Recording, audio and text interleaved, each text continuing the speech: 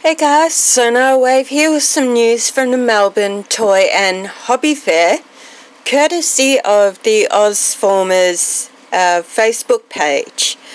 For those who are wanting the Netflix Generations toys that are coming out, don't worry, they're not going to just be exclusive to Walmart. Hasbro is releasing them to Kmart.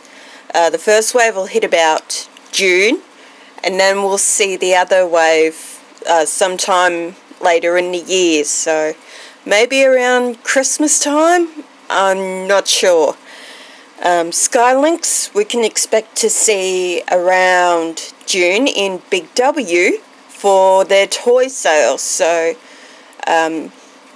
definitely try and snap him up then, because you'll be looking at the price range of about a Mega Supreme. And as for Scorponok, he'll actually be out around October.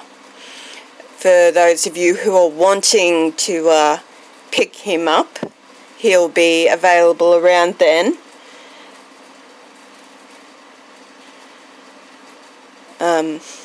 Not sure who will have him. It might just be Toy World. They were the only ones who actually had Omega Supremes in stock in the shops, so we may only see him there. Given how big they are, it doesn't surprise me, because you don't see a lot of large toys like that in the general shops. Lego, I think, is different, but Transformers, Star Wars, things like that, it's usually places like Toy World that carry the large figures. So that'll be something to keep an eye out for. There was a premature release of 2 more Earthrise figures. One website accidentally released them prior to when they were supposed to. So that's a bit unfortunate. But the good news is we are getting Sunstreaker. So for those of you who have Siege Sideswipe or are picking up the Netflix version of him when he comes out, you will be able to eventually have his twin brother with him. Which is good, because it doesn't seem right to have one without the other. That's why I was glad to see Smokescreen and that all out in the Siege line, because they should be together. We should have the Decepticon Elite trend. We should have the Coneheads together. There should be the Rainmakers. So, to be able to see them all in the line is good. And for those who had the Orthea Combiner, we're able to complete that with the Siege line.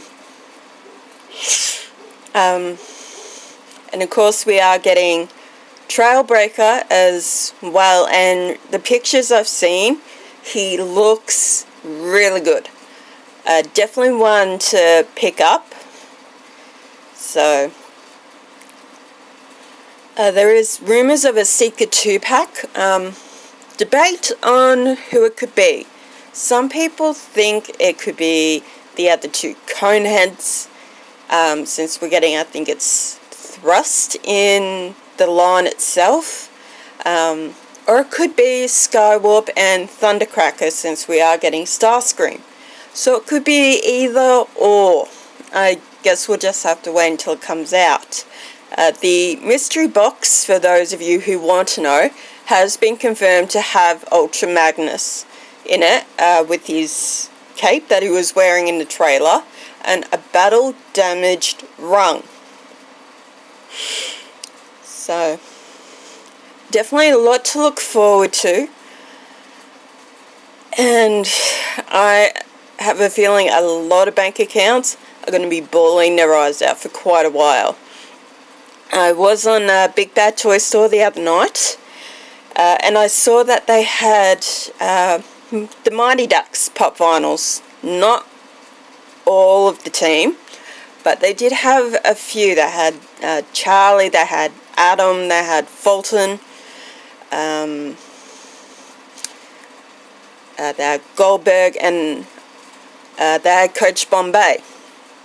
So hopefully if these guys do well, we'll see the rest of the team from the original Mighty Ducks series, and maybe even see the team, the other members that joined in movie 2. So, like Portman, Ken Wu, Julie the Cat Gaffney, Russ and his Knuckle Puck. So, I'm hoping they do well, because I'm hoping to eventually see more. I grew up with the Mighty Ducks. I loved the movies as a kid. They were my favourites. I probably related to the Bash Brothers more than I should have. But that's just me. So, if I hear any more news from Melbourne Toy and Hobby Fair, I will let you know as soon as I can.